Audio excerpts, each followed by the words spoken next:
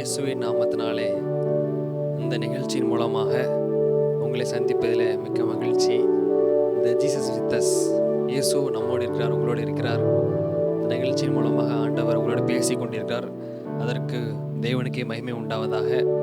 இந்த 2ஆம் நாளில், இந்த மாதத்தின் 2ஆம் நாள், ஆண்டவர் இந்த இரவு பகுதியில் உங்களோடு பேச விரும்புகிறார்.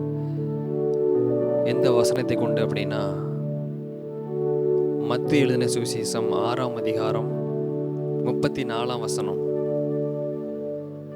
அதில் ஆண்டவர் என்ன சொல்கிறார் அப்படின்னா, நாளைக்காக கவலைப்படாதிருங்கள், நாளைக்காக கவலைப்படாதிருங்கள் என்பதாக.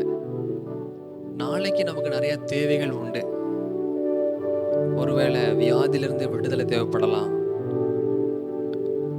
நிறையா பேர் ஹாஸ்பிட்டலில் சில விஷயங்களுக்காக தேவைகளில் கஷ்டப்பட்டுட்டு இருக்கலாம், நோய்வாய்ப்பட்டு. உண்மைதான். சில பேருக்கு பண தேவைகள் இருக்கலாம், உயர்வு தேவைகள் இருக்கலாம், கல்வியில் சில தேவைகள் இருக்கலாம். ஆனால் இயேசு கிறிஸ்து எல்லா தேவைகளையும் பூர்த்தி செய்ய, நிறைவாக்க அவர் போதுமானவராக இருக்கிறார். ஆண்டவரே உங்களுக்கு சொல்கிறாரே, நாளைக்காக கவலைப்படாதிருங்கள் என்பதாக. ஐயோ, நாளைக்கு இப்படி நடந்துருமோ, நாளைக்கு இந்த காரியங்கள் இப்படி ஆயிருமோ, இவ்வளோ தேவை இருக்குதே, இந்த காரியங்கள் எனக்கு வேண்டியதாக இருக்குதே, ஏசப்பா எனக்கு கிருபை செய்யுங்க, எனக்கு தேவையெல்லாம் சந்திங்க ஆண்டவர் என்று சொல்லி நிறைய பேர் இங்கே ஒருவேளை தேவைகளோடு இருக்கலாம். ஆண்டவர் உங்களை பார்த்தா சொல்கிறாரு, நாளைக்காக கவலைப்படாதுங்க அப்படின்ட்டு. இன்னொரு வசனத்தில் கூட ஆண்டவர் சொல்கிறாரு, இந்த காட்டு புஷ்பத்தை நீ கண்ணோக்கி பாரு, என்னுடைய படைப்புகளை நீ பாரு, இவைகளோட நீ விசேஷித்தமானவர்கள், நான் உங்களை போஷிப்பதில்லையா, உங்களுக்கு விட்டு துவிப்பதில்லையா என்பதாக. அப்போ இந்த ஒழுக்கத்துக்குரிய காரியத்தை, இந்த அழிந்து போகிற காரியம், இதெல்லாம் அழிஞ்சு போயிடும்.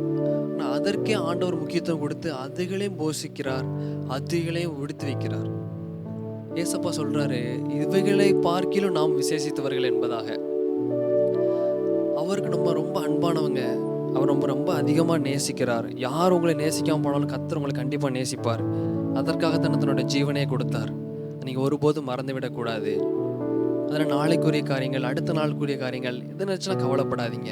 கவலைப்படுகிறதுனால நம்ம ஒன்றையும் கூட்ட முடியாது, ஒன்றையும் குறைக்க முடியாது. கவலை வரும், உண்மைதான். மனிதர்கள் நம்ம சில காரியத்தை நம்ம எதிர்பார்த்துருப்போம், அது நடக்காமல் போகும்போது நமக்கு கவலைகள் வரும், உண்மைதான். ஆனால் ஆண்டவர் சொல்கிறாரு, கவலைப்படாதீங்க, நான் உங்களோட இருக்கேன்ல, நான் உங்க கூடயே தானே இருக்கிறேன், அதனால் கவலைப்படாதீங்க, எல்லாத்தையும் நான் செய்கிறதுக்கு வல்லவராக இருக்கிறேன்.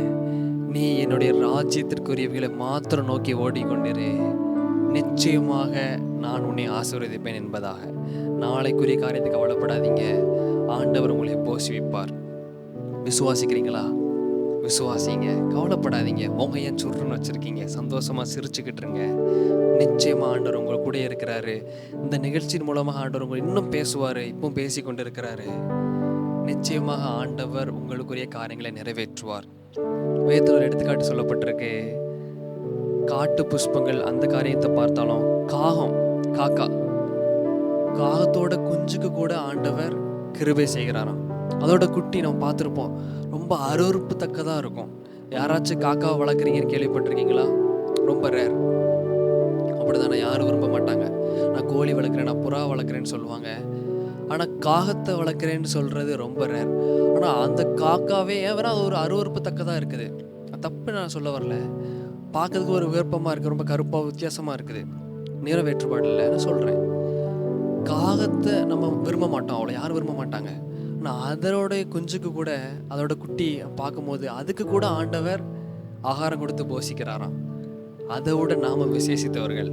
தேவன் நம்ம பிள்ளையாக வச்சிருக்கிறதுனால நம்மளை ஒருபோதும் கைவிட மாட்டார். கவலைப்படாமல், ஏசப்பா நீங்கள் என் கூட இருந்தால் அது போதும் தேவனே, எனக்கு நாளைக்குரிய காரியங்களை நீங்கள் வெற்றிகரமாக மாற்றி தருவீங்கன்ட்டு விசுவாசத்தோட என்கிட்ட சேர்ந்து ஜெபம் பண்ணிட்டீங்களா? கண்ணை மூடுங்க. ஆண்டவரே, பிதாவாகிய தேவனே, உம்முடைய குமாரனாகிய இயேசுவின் நாமத்தில் நம்மளுக்கு வருகிற ஆண்டவரே, நாளைக்காக நீங்கள் கவலைப்படாதுன்னு சொல்லிங்களா ஆண்டவரே?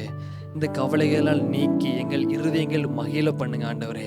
எங்கள் இருதயங்கள் மகிழ்ச்சியான செய்திகளை கேட்கத்தக்க, எங்கள் இருதயங்களுக்கு மகிழ்ச்சியான செய்திகளை ஆண்டவரே அருள் எங்களை ஆசீர்வதிங்க ஏசப்பா. நீங்கள் எல்லாம் எங்களுக்கு யார் ஏசப்பா எங்களை இந்த காரியத்தெல்லாம் வெற்றி சிறக்க பண்ண முடியும்? இதெல்லாம் எங்களுக்கு இயலாத காரியம் தேவனே, எங்களால் முடியாத காரியம் ஏசப்பா. இந்த காரியங்களெல்லாம் கொடுத்து எங்களுக்கு ரொம்ப வினாவின கேள்விகள் இருக்குது, ரொம்ப சந்தேகம் சந்தேகங்கள் இருக்கு. ஆனால் நீர் பெரியவர் என்பதை எங்களோடு இருந்து இந்த காரியங்களில் எங்களுக்கு வெற்றி தந்து நடத்துங்க. தேவ கிருபை தாங்கி நடத்தட்டும். எங்கள் கூட எப்போது இருங்க ஆண்டவரே. வெற்றி தாங்க. ஆண்டவர் உங்களை ஆசீர்வதிப்பாராக. ஆமேன், ஆமேன், ஆமேன்.